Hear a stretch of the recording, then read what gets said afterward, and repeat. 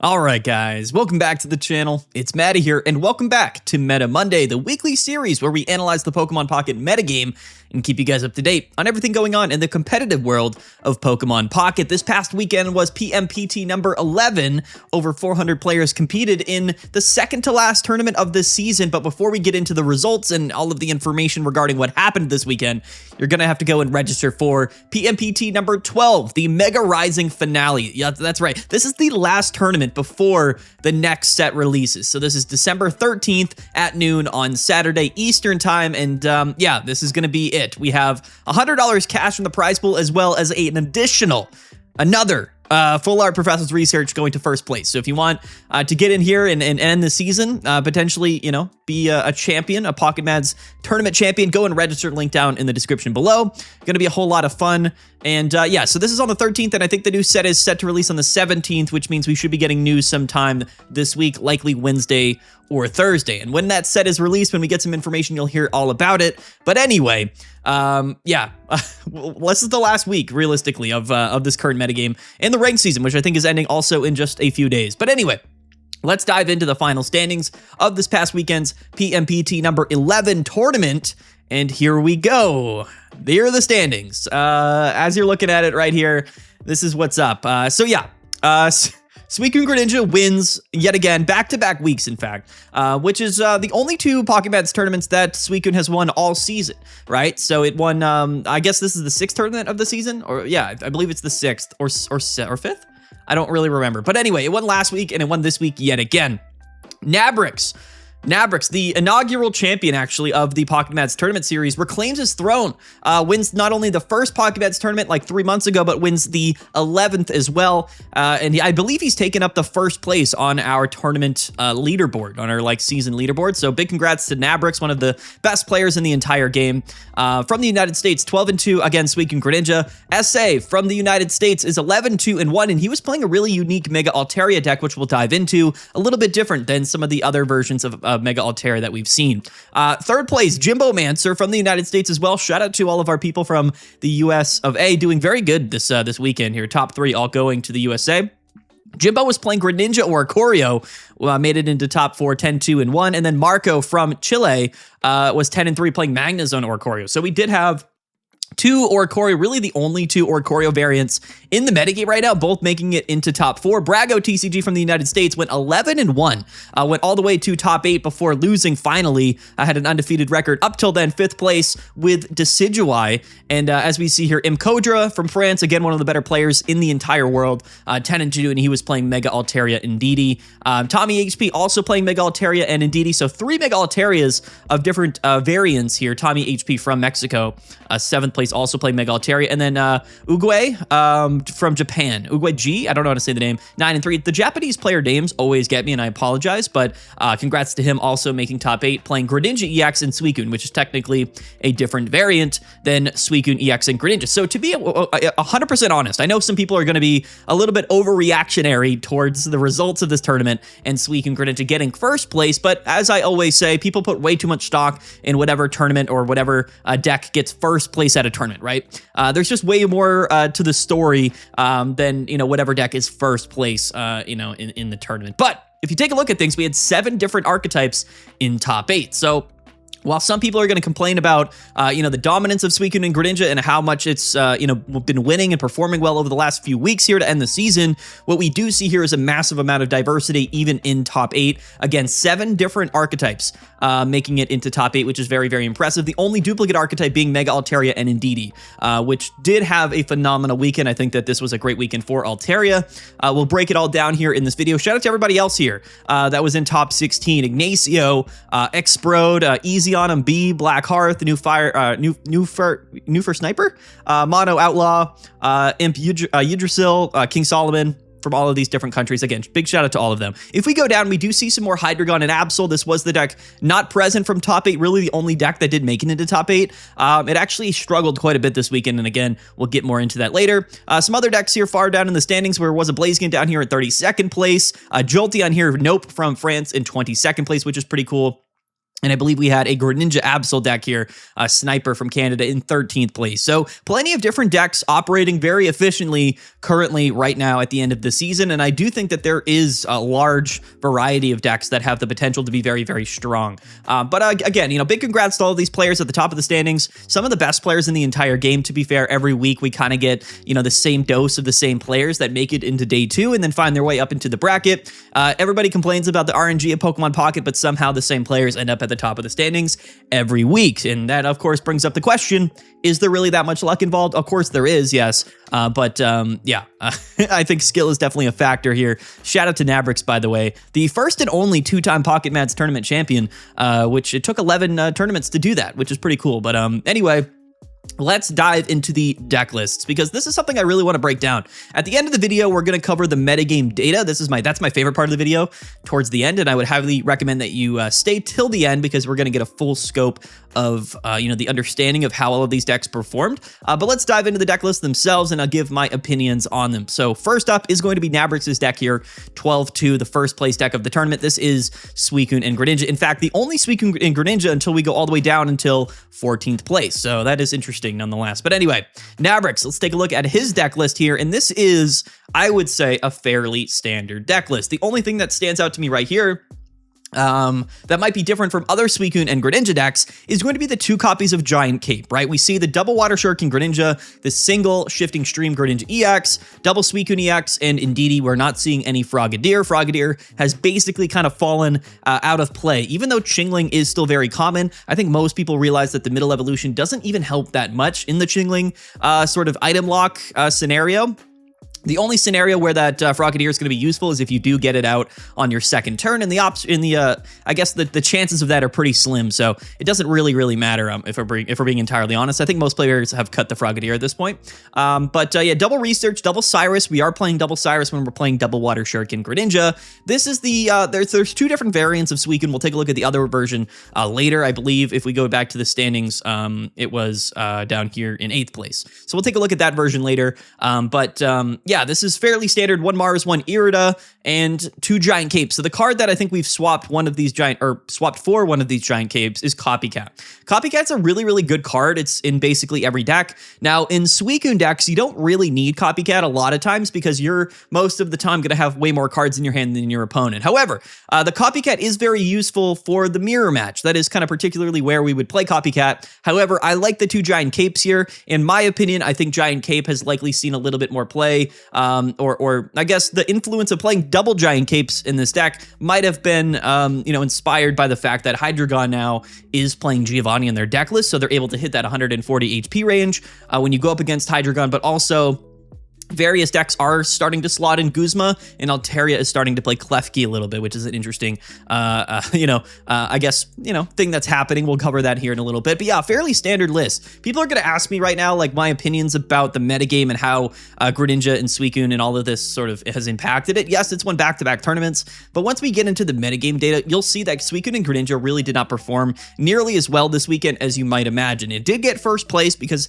it was the most played deck, and a bunch of some of the best players in the game were playing this deck list, and I think that this is definitely one of the more higher skill gap decks in the game, but don't be fooled. I don't think the metagame is completely being dominated by this deck list. Even though it was the most played deck, I think that it was definitely not the most well-performing deck in terms of its average win rate, and I think that there's a lot of other decks seeing play right now that have the opportunity to beat Suicune and Greninja. So I've seen some comments talking about, the tier 0 deck is back, the tier 0 metagame's back. I really don't believe it.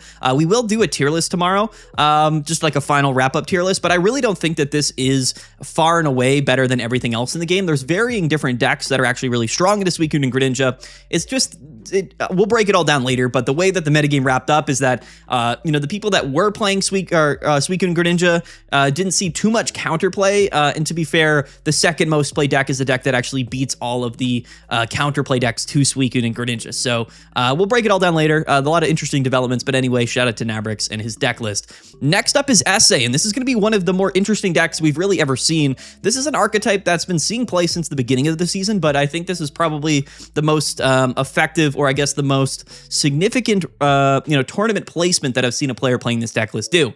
And this is Essay, second place from the United States here.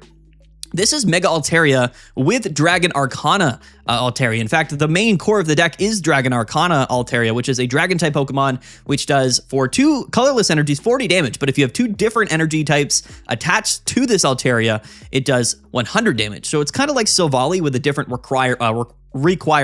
It's got 120 HP though, with Giant Cape is 140, and that's pretty substantial. We actually saw this particular deck go up against Magnezone, and it basically completely walled Magnezone because Altaria just one-shots Oricorio and can live an attack from Magnezone, which is very significant. Only 1 Mega Altaria, and this is really the whole concept of this deck list, is to go, single prize Pokemon into a single prize Pokemon and then into Mega Altaria, right? That 1-1-3 prize, I guess sequence, which we kind of assumed would be really strong when the Mega Pokemon came out. However, what we're seeing is maybe less of that. I think the only decks where we really see that are Mega Altaria decks. Blaziken doesn't always get that going. It kind of, most Mega strategies rely on the Mega Pokemon kind of early in the game. At least Mega Blaziken does. I guess the only other Mega we see is Mega Absol. So I guess Mega Absol also gets carried by like Hydreigon and stuff. So maybe I'm completely wrong here, but that's the whole idea with the deck list. Double Pichu and 1 Mantike, and then 1 Oricorio. So because we're playing double Pichu to get the lightning energies on Dragon Arcana Altaria, and we're only playing psychic energies in our energy zone, we're basically able to attack on our second turn, whether we're going first or second, which is really, really strong for 100 damage. It's basically like Turbo Silvally, except we can kind of just play Mega Altaria in the deck list very easily. Mantike, just because we want a third baby Pokemon. Most of the time we don't want to lead off with Swablu or Oricorio in a lot of matchups, so it kind of makes sense. The only way we can set up Oricorio is with Pichu, so we're just playing multiple baby Pokemon. I was talking with Taj on the live stream. I kind of would have liked to see maybe 1 Chingling in place of this Mantike. However, the deck performed very, very well, and I would love to hear maybe SA's opinions on this deck list and how it performed. One thing to note about this deck list here is that we're not playing any Pokeballs. You guys might think that's very, very interesting, but to be honest with you, with Chingling everywhere in the metagame, Pokeball is as much of a liability as anything else. In fact, the only 2 item cards we're playing in this deck are double red cards. And yes, we are playing double red card, double copycat, which is absolutely hilarious. And we're playing double Lyssia. And Lyssia is how we're pulling basic Pokemon out of our deck list. Virtually every single card in our deck has 50 or less HP, other than Oricorio, right? So we can kind of just pull out all of these Pokemon from our deck. When we play Lyssia, it's a draw 2. And then if we play Research, it's also a draw 2. So it's just a really consistent way to draw through your deck list. Very, very cool. We're also playing double copycat. So most of the time, you really don't need Pokeball for really any reason. And because we're playing so many Pokemon under 50 HP, it just makes sense to not play Pokeball, not have to deal with the Chingling lock, and, we can play double Lyssia, which is pretty cool. So very consistent deck, and a lot of draw power here between, the double Research, double Lyssia, and then double Copycat. 1 Cyrus, because you got to play Cyrus in this metagame, and then 1 May. And the May, to me, is interesting. I think that, mid to late game, we can basically guarantee the Pokemon we want with May, because we're playing so many extra basics, right? We're not always going to bench 3 baby Pokemon. We're not always going to bench, Oricorio, right? So those Pokemon in our hand can be used to find the evolution Pokemon.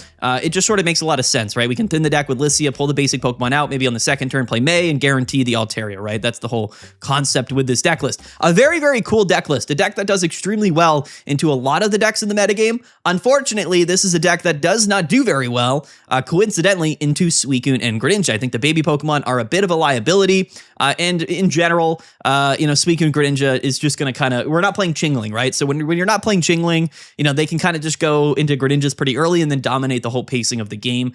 This Altaria here with 120 HP.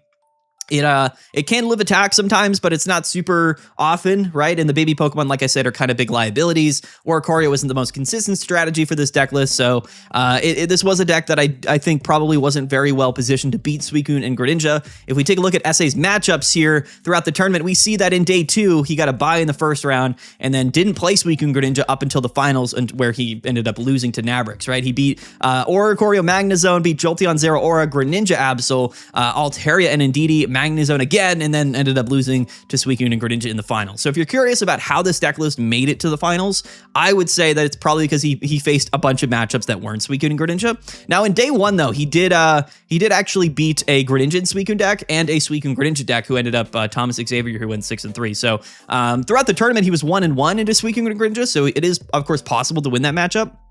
Also 1-1 into Mega Altaria and Indeedee. Beat a couple Hydreigon decks tied against one. So, I mean, to be fair, Not a bad record, but watching the matchup and watching the gameplay, I wasn't very confident in this deck's ability to beat Suicune and Greninja, basically, is how I kind of feel about it. If you don't get Mega Altaria, you just kind of can't do anything, right? Because you really are reliant on Mega Altaria in the late game to win that matchup. But one thing that we saw was that when you're playing Mega Altaria without any Rocky Helmets, without any, Klefkis or any way to like deal additional damage like a red or anything like that, we just can't even KO a Suicune. And if we can't one KO a Suicune, then the pacing of Mega Altaria really doesn't work that well because we have to attack 3-4 times before we can take a KO, right? It's just sort of how that matchup worked. So a really, really fun deck list. It did get second place. I expect this deck to pick up a little bit of popularity here in the last week, but if I'm being entirely honest with you, and no disrespect to SA, this is not a deck that I would choose to play into this current metagame just because of how many people are still going to be playing Suicune and Greninja. So keep that in mind. This is a deck list that is very, very good, but just not something I feel very well into that matchup about, right? Now, on the other hand, the other two decks we'll take a look at here being Jimbomancer and Marco. Both of these decks are specifically played to be good into Suicune and Greninja. But unfortunately, Jimbo here playing Greninja in Oricorio, third place, actually did fall to Nabrix in top 4. This could have been a very, very different tournament if Nabrix hadn't got that win in top 4 against Jimbo. And for example, if we take a look at Jimbo's matchups before his deck list, we'll see that he beat 1, 2, 3, and then he lost the 4th, right? So he was kind of undefeated against Suicune and Greninja up until the finals or top 4 where he lost. So this is a deck that's very, very strong into Suicune and Greninja particularly. But unfortunately didn't get the win. And this is going to be the same version that we've seen actually in the last, I think, at least last weekend, maybe the weekend before, but it's Greninja and Oricorio playing only Lightning Energies with Zero Aura and Rocky Helmets included, right? So double copies of every card in the deck is really, really funny to me. Double Pokeball, double Candy, double Cyrus, double Copycat, double Research, double Rocky Helmet. The whole concept of this deck is to be an Oricorio Zero Aura, aggressive deck while having Greninja double Cyrus to basically control which targets we want to attack. And this is a very, very, very, very strong counterplay deck specifically to Suicune decks. Other than that, this is a deck that's probably going to struggle against a lot of different stuff. It can win, like the Rocky Helmet damage between Zero Auras and the Rocky in the Water Shurikens does add up. You can KO Pokemon, but it obviously isn't a very hard hitting deck. In fact, the most damage we're ever doing with an attack is 50 damage, right? So we are kind of reliant on those Greninjas to come out somewhat early, I like it. I really like this deck. Very, very good into Suicune Greninja, but unfortunately for Jimbo, he just did not win that matchup in top 4. If he had beat Nabrix in top 4, he would have gone into grand finals and then played Altaria, and then might not have won that matchup, of course, because this is a deck that would not have been very good into Altaria. So the opportunities, or I guess the scenarios, right? The possible outcomes for the tournament could have gone so many different ways. It just so happened that one matchup in top 4 really did kind of determine whether or not Nabrix was going to win the tournament, right? He just ended up it was kind of like the grand finals match before the grand finals, right? Like I think Nabrix was like, if I can win this matchup, I'll probably beat Altaria in the finals because that's a good matchup.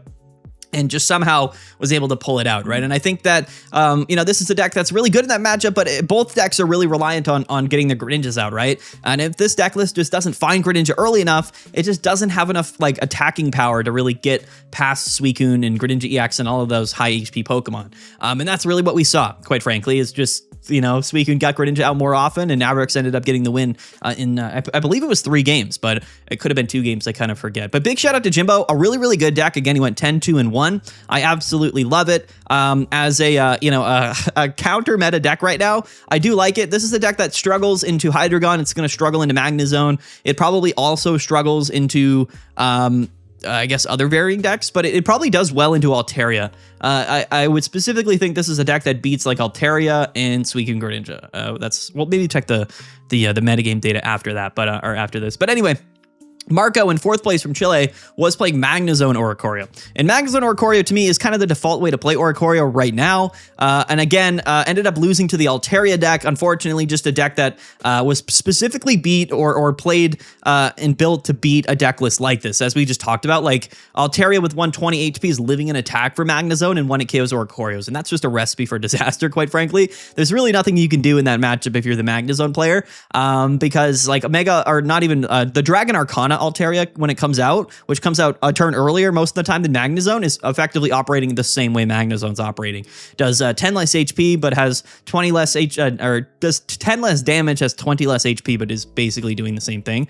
So that's not a good matchup, right? And I think that Magnezone was very well positioned to win the tournament. And again, like I said, this Magnezone player would have hit Nabrix in the finals had it not lost to Altaria, right? So when you kind of consider how Nabrix ended up winning here, he won a really tough matchup and then caught like an easy break, right? Not having to hit Magnezone in finals. And that's how you win tournaments, right? Is by, dodging the bad matchups. Nothing else to really say here other than the one copy of Guzma, which I think is definitely interesting. One copy of Cyrus, two giant capes, and one red card, one PCL. This is a very, very consistent deck. And when you take a look at the metagame data, this is one of the few decks in the game that beats kind of a lot of the top decks. Now, the unfortunate thing for really all Oricorio decks over the last couple of weeks is that Hydreigon has become more and more popular. Now, the thing with Hydreigon is that it struggled a lot this weekend, and it's really not a deck that does well into Altaria or Suicune Greninja, but it does beat all of the Oricorio decks. So what's kind of happening, quite frankly, and we'll talk about it more when we get into the metagame tab,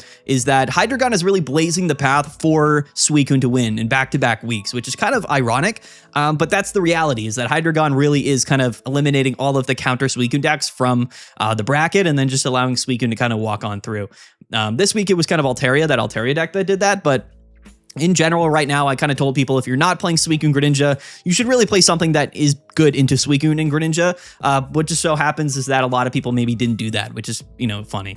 But anyway, shout out to Marco, and it's a pretty classic Magnezone Oricorio deck. We even had another one here, X-Sprode from Japan, Brazil, rather, in 10th place, right? So Magnezone Oricorio, definitely relevant. Not that many people play it, but it is always really good. Brago playing Decidueye, went 11-1 here. This is going to be our 5th place deck list. This is Decidueye actually cutting one Decidueye EX in place of a Chingling, and I do think this Chingling's very, very important. Really the only floodgate that we have to stop things like Hydreigon or turn 2 Rare Candy Greninja, which are really, really big deals. Decidueye is a deck that is phenomenal if it goes second, but it's also a deck that loses to Chingling because on your second turn, you can only evolve into Dartrix, and then, you probably get KO'd by something on your opponent's second or third turn, right? Which is kind of tough. The Chingling, though, is really, really cool, and I do love Chingling. I think that it's one of the most influential cards so far this season, and actively, currently, right now in the metagame, I would heavily recommend everybody to be playing Chingling. There's a lot of Decidueye, there's a lot of Suicune Greninja, there's a lot of Hydreigon. Basically every deck that people are playing right now kind of gets shut down by Chingling, so I think that what we need to do right now is make a big push to play Chingling in basically every deck list. But yeah, I mean, Decidueye is a very volatile deck as well, one of the best matchups into Suicune and Greninja, especially with the Chingling. What's interesting about this deck list, though, he's playing one Lily and one Erica. So he's only got 2 healing cards in the deck, 1 Copycat, 1 May, double Leaf Cape. So I do like this deck list, but oftentimes when you're playing Decidueye, it's very reliant on going second and not getting Chingling locked, and then also drawing into your, your healing cards. That's sort of the big calling card here for this deck list. There was, I think, like an Elekid version of Decidueye that did pretty well. If we go back to the standings, actually, I want to see if I can find it somewhere. Is it this player? It is, yeah. So this is the other version of Decidueye, only playing 1 healing card and playing double Elekid. He didn't go as far into the tournament, but a very, very cool deck as well. So Decidueye is good. I've been sort of, speaking highly about Decidueye for some time now, just because it is still really good into Suicune and Greninja. And as a counterplay deck, I think it makes a lot of sense. I'm curious about Brago's matches here. I want to see what he faced. It looks like oh, wow. Okay, so he beat double Magnezone Oricorio before losing to one in top 8. Beat double Greninja Absol decks and Suicune and Greninja before losing to Magnezone. Beat 1, 2. Okay, so he was undefeated against Suicune and Greninja. Beat the mirror matchup twice. Beat Hydreigon once. Very interesting matchup spreads here for Brago TCG. Again, undefeated. Literally went 11-0 up until top 8 where he lost. So unfortunate that he did lose to Magnezone or Oricorio. You would think that that's kind of not something that would typically happen with his deck list. And again, he's playing double of the Sniping Arrow Decidueye and only 1 Decidueye EX, which, to be honest with you, makes a lot of sense. I think a big reason why Decidueye is really good in the metagame right now is because you can kind of go into Decidueye EX and then maybe snipe a Froakie on the bench or whatever, right? You can go Chingling Lock into Sniping Arrow and then just sort of KO a bunch of basic Pokemon on your opponent's bench, which is a really strong strategy. And then to finish the game, you go into Decidueye EX, right? Preferably as that third Pokemon. So I really like this build. As far as Decidueye goes, this is kind of my favorite build that I've seen in quite some time. Shout out to Brago. Great record, 11-1. Really, really really good for him. Kodra from France, again, one of the better players in the entire game. 6th place, he was playing Altaria and Indeedee, right? So this to me is kind of the biggest story. This to me is kind of the biggest story right now of Altaria, or in the metagame, and it is Mega Altaria. I think that Mega Altaria is kind of back. And again, we talked about how Chingling is so good into Hydreigon and into Suicune. This sort of new build or new way to play, or I guess this is not even like a newer version of Altaria, which is kind of crazy. Hold on. I want to double check something. If we take a look at Tommy's deck, is this sort of the newer version? It's not. Okay, both of these are kind of the old classic version of Altaria, but there is sort of a new version, a new way that people are playing it. That's really, really good. But anyway, I think that the Chingling lock version, if we go back to Kodra's deck here, with 1 Mars, 1 Copycat, double Chingling, Sabrina, 1 Cyrus, 1 Copycat, double, or 1 Rocky Helmet. I really like Altaria. I do. And I think that I probably should have mentioned it on Friday's video last week in terms of the best decks for ranked. I just wasn't necessarily confident in its ability to kind of beat Hydreigon and Suicune, but I think that a lot of people are building Mega Altaria in a way that is very, very good into Suicune and Greninja. There's sort of an updated version that I would like to show, although I see now that none of them made top 8. The updated version of Altaria is playing like 1 copy of Red, they're playing Rocky Helmets, and they're also playing Klefki, right? So they're playing a lot of extra damage modification to ensure their ability to kind of get over the 140/160 HP Suicune if it has a Giant Cape. And that's a really important aspect of a Mega Altaria, but this is, to me, still one of the better decks in the entire game. One of the best decks that utilizes Chingling, and I think it had a phenomenal win rate this tournament, and to me is sort of one of the biggest stories, right? When you take a look at Suicune and Greninja's abilities to win games this past weekend, their average win rate, very low, below kind of the normal, right? Hydreigon had like a 43% win rate this weekend, but Altaria did very, very well, right? So I think it was kind of that one deck that could beat a lot of the other top decks in the game. Now, Altaria does struggle with Oricorio, and that's sort of the big thing about Altaria right now is like, how are we going to beat Oricorio very consistently? Right now, I think the only way to do it somewhat consistently is to play one of the non-EX Altaria. This is the Do the Wave Altaria. This one has only 100 HP and does 80 damage, but you can play it with Psychic Energies. You don't need multiple energies to play this Altaria. So you play like one of these Altaria, which can KO one Oricorio, and then you play one Sabrina around the other Oricorio. And that's legitimately the only way we can really somewhat get around the Oricorio stuff if we're playing Mega Altaria. But some decks aren't even accounting for Oricorio, which is an interesting aspect. Again, I don't have an example of that right now, but this is the highest placing Altaria deck of the tournament this weekend. And I think Altaria did very, very well. It's something I'm actually really high on as we go into this last week. Tommy HP had basically the same deck list, and I like it. I like it a lot. Next up here, and I guess lastly, we'll take a look at Uge. I don't know how to say the name. In 8th place from Japan, was playing Greninja EX and Suicune. So this is the other version of Suicune. He is playing Frogadier, and he is playing Indeedee, which we don't typically see for this version here, but the whole aspect of this deck is playing double Greninja EX, so oftentimes, even if we lead Suicune, we're committing energies to the Froakie, because the whole main attacker for this deck isn't actually Suicune, it is Greninja EX. And then most of the time, you'd see like double Irida, but that whole strategy isn't nearly as good right now as it was kind of previously in the season. Again, the Indeedee, Giant Cape, Hydreigon stuff is really kind of limiting this deck's ability to kind of, take a KO on Hydreigon effectively, which really makes it struggle in the matchup. But it's definitely a good deck list, but it hasn't been performing nearly as well as just the double water Shuriken version has over the last few weeks. So, at the beginning of the ranked season, this is like sort of the deck I played, although without Frogadier, or without Indeedee rather. And I loved it, and it was really, really good. But then, the metagame kind of changed, and Hydreigon changed a little bit, and then I really kind of fell away from this version of Greninja. But it's still, a very different deck than the other Suicune deck. And I know some people just don't maybe agree with me on that. They might be like, it's literally just changing like one card, but it changes the way the deck plays a ton. It really does. And I have no other way to explain that other than to just tell you guys to try it yourself. You play the decks differently, you're attaching differently, you're attacking with different Pokemon. The deck functions differently. So I really like this version, but I don't think it's as good as the other version currently in the metagame. And I would personally wouldn't choose to play this over double water Shuriken, at least at the moment. But very, very cool. So shout out to him in 8th place. That's really all of the different decks in top 8. Again, 8 different decks, or 7 different decks making it into top 8, which is really, really cool. We did have Ignacio. This is the highest placing Hydreigon deck in 9th place. Hydreigon to me is something that I don't feel as confident in. In fact, this is a deck that's not playing Giant Cape, but we are playing Indeedee. Now, the cool thing about Hydreigon is that we beat Oricorio, we beat Magnezone, we beat Greninja Oricorio, we beat all of those decks, which is totally cool. And then most of the time we actually do very well into Decidueye just because we can kind of KO them before they can rare candy turn 2, which is kind of funny, right? But this is a deck that loses to Chingling in a lot of different ways. And this is also a deck that cannot consistently beat Suicune and Greninja, no matter how we're building it. And I know, the different versions of Hydreigon kind of popped off this week. I made a video about it.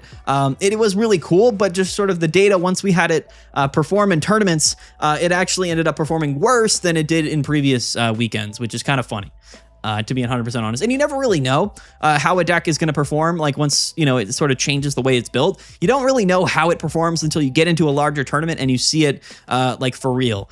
So basically Indeedee Hydreigon was sort of the new way to play it, but actually is performing a lot worse than you might think. And I think a big reason for that is that Indeedee does enable Hydreigon to live in attack. That whole strategy is very, very cool. However, Indeedee itself is a massive liability because it has 130 HP. So this allows you, if you're playing Suicune, Greninja, or really whatever, to kind of target Indeedee as that last 2 prizes to win the game. It's more of a liability than basically anything else in the game right now, which is kind of crazy. Plus, if you lead with Indeedee, it's really, really bad. And we kind of see that with Suicune and Greninja as well, right?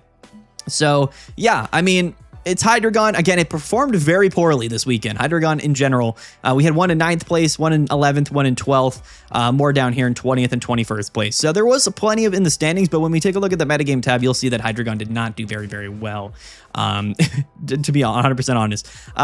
Sniper here from Canada was playing Greninja Absol, which is a deck that I did recommend that people play, and mainly because it's playing Chingling. And I think that this is a deck that's pretty inconsistent in terms of the Pokemon that we lead off with, right? If you go first and you lead Darkrai, you probably just lose the game. If you go first and lead Mega Absol, you probably lose the game. But if we lead Chingling and we can get the Greninjas out, we probably are going to win the game, right? So it's a bit of a high roll deck in that sense. It's a really, really cool deck list. It utilizes Chingling very, very well. One of the unique things I love about this deck is it's the only deck in the game that plays, double Cyrus, double Water Shuriken Greninja, and double Chingling, which is kind of a broken combination. But there's just not that great of a pairing for that combo, right? This is a deck that's playing Dark Energies and Mega Absol and Darkrai, but those cards are as much liabilities to this deck as they are important facets of this deck. So I really like it, but its consistency, leaves a little bit to be desired. It wasn't nearly the most played deck this weekend, but it did have a pretty respectable win rate. So I really, really do like the Greninja Absol deck. I think it's actually quite good, and it does well. Again, the Chingling stuff does really well into Suicune, Greninja, and Hydreigon.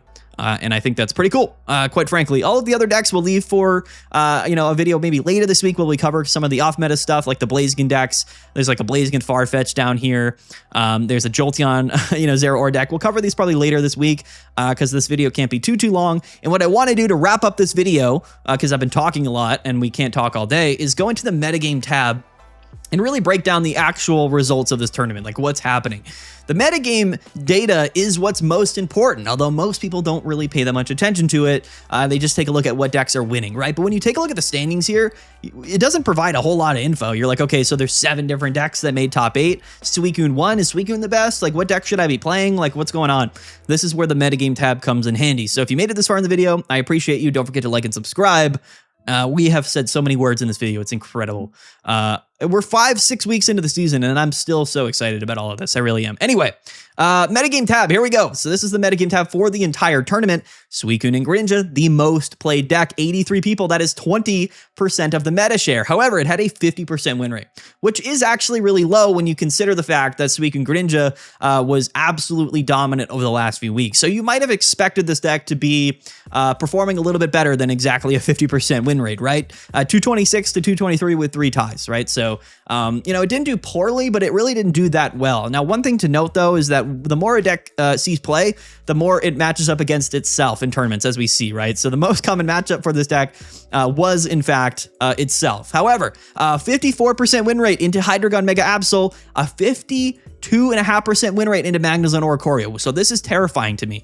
This is absolutely terrifying. Magnezone not even having a winning matchup into Suicune Greninja this weekend is absolutely terrifying. But 11 and 22 into Altaria. So yes, that's what I'm here to tell you guys right now. If you want to beat Suicune Greninja in this last week of the season, you should be playing Mega Altaria with Chingling, or you should be playing Decidueye. And Decidueye is always a strong counter. Or if we go down here, Greninja Oricorio, it's only 1 and 3, but this is a deck that does very well into Suicune and Greninja.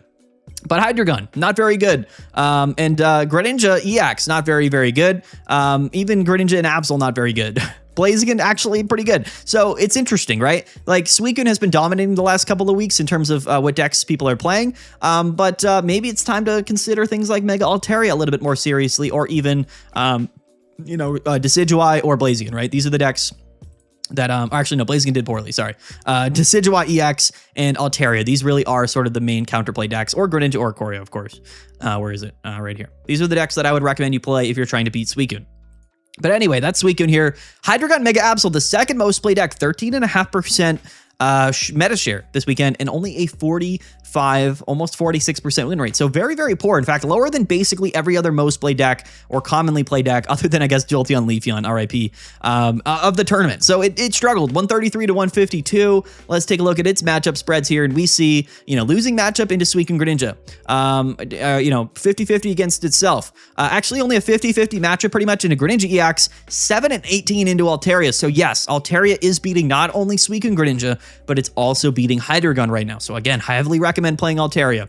A very good matchup into Magnezone, as we know, 50-50 into Greninja Mega Absol. Actually a losing matchup into Decidueye this weekend, which is interesting. And then 0-5 into Blaziken and Heatmore, which is kind of funny. So yeah, I'm really not that confident in Hydreigon. And again, this is post updated version of Hydreigon, right? This is like the Saigon, Indeedee list that really is not doing well in tournaments. And again, I did recommend this deck because it did seem really cool to me on paper. But I only have sort of a smaller sample size, and I always go by tournament data to determine the viability of a deck in its particular matchups and its performances, right? So keep in mind, the deck that everybody was playing in ranked turns out, once we get actual real tangible data, is not doing very, very good into a lot of the most common decks of the metagame. So you just got to keep that in mind. Reality strikes once again. The tournament data is king when it comes to understanding the viability of deck lists. 45% win rate, amongst the lowest out of any of the decks of the tournament. Hydreigon is not something I would recommend you play right now. That's it. That's the key point right now. Move off Hydreigon, go back into Altaria. Let's even out the Suicune stuff, and let's rebalance the metagame before the season ends. My number one recommendation right now. Magnezone or Corio did really well, actually. Or let's go to Altaria first. Again, also really well. 55% win rate. 121 to 194 with 5 ties. 36 people played it, which is only, what is it?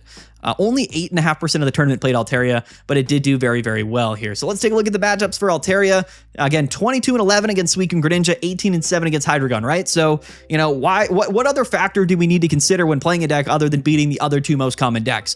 Unfortunately, auto loss effectively in a Magnezone. So that's the issue, right? And this to me is really a glaring thing with Mega Altaria, right? Because most people, if we look at the cards, most people are playing Baby Altaria, and a lot of people are playing Sabrina, right? So 67% of decks are playing the non-EX Altaria, but that didn't help very much against Magnezone, 121. So I think what we need to do with Altaria is play it, of course, but I think we need to kind of move away from even counterplaying against Magnezone or Corio, because it really is not a deck that we're able to win. It's not a winning matchup. Everything else, though, seems phenomenal, if we're being honest with you. Basically, everything else is a winning matchup, but Magnezone, 1-21. That's a 4% win rate. Not good odds, and that's, again, accounting for all of the people that even were playing Sabrina and Baby Altaria. So yeah, that's what the data is telling me right now. We should be playing Altaria, and if you hit Oricoria Magnezone, just sort of cut your losses and say, well, I'll just move on to the next one, especially in ranked, right? So interesting, very interesting data here to take a look at. I absolutely love it. Good into Greninja, Absol, good into Decidueye, good into virtually everything other than, of course, Magnezone, which is interesting, right? So shout out to Mega Altaria. It really is one of the best decks in the game right now, and I would heavily recommend that you play it. Magnezone here also did well, about a 55% win rate, 105 to 87, and almost as many people played Magnezone as Mega Altaria, which is kind of crazy. 7.5% of the meta share here in Magnezone's matchups. Very good into Altaria, very poorly into Hydreigon, pretty even across the board, even against Suicune Greninja. So I mean, even I guess going like 50-50 into Suicune Greninja is like not that bad, but not really a reason per se that I would play it, right? If Altaria was the number one most played deck, sure, like let's play Magnezone, but I'm not even that confident in it, considering the current scope of the metagame. And people are going to continue to play Suicune because it won this weekend, right? And that's important. Let's take a look at the day 2 conversion rates before we wrap up the video here. Suicune Greninja goes from 20% meta share to 20% meta share. So about a 50-50, but it did do very well in day 2, about a 50% or about an even day 2 conversion rate. Hydreigon, 13.5% meta share to 11. So it had a negative day 2 conversion rate, which is not very good. However, it dominated in day 2, went 20-9, which is hilarious. This is a high roll deck, so we can't be surprised in a small sample size that this deck popped off. So big shout out to Hydreigon. None of them in top 8, but it did have a good win rate in day 2. Next up is Altaria. Went from 8.5% meta share to 12 or 13% meta share. So a massive, about a plus 5% day 2 conversion rate for Mega Altaria. Again, in my mind, and it went 20-10. In my mind, probably the most successful deck this weekend and the number 1 deck that I'm looking to play. Magnezone went from 7.5% to 12. So Magnezone actually did very well. Magnezone performing very well still. Shout out to Magnezone. Maybe we play Magnezone. I don't know. It's weird. Like the Suicune matchup is suspect, but beating Mega Altaria does sound pretty fun. So if you're playing ranked and you're seeing a bunch of Altaria, maybe Magnezone or Choreo is the wave for you.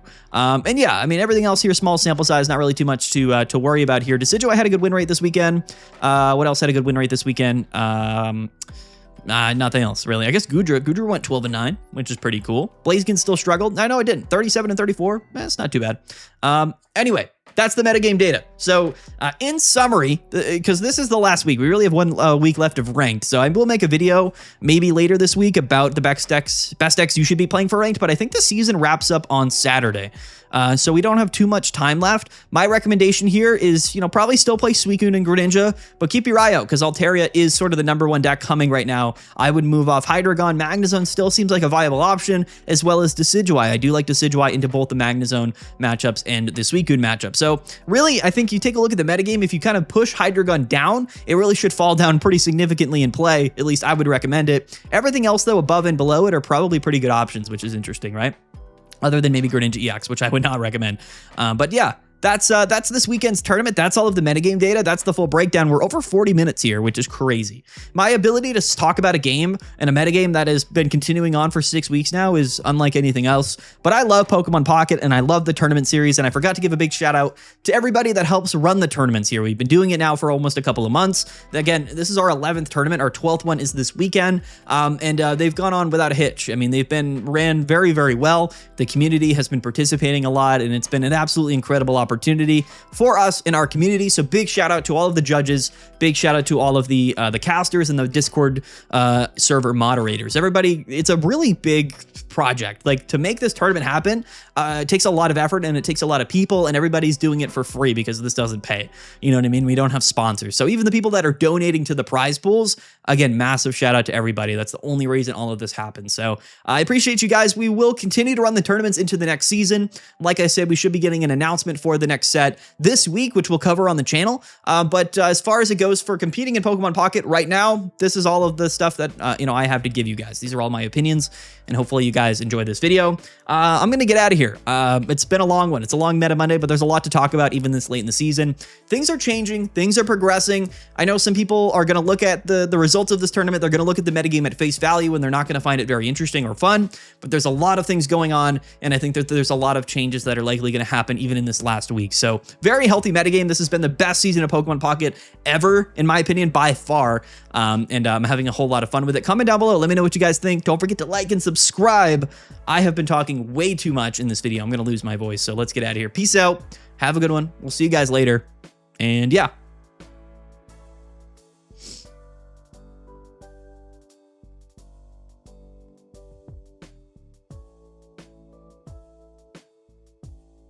Bye.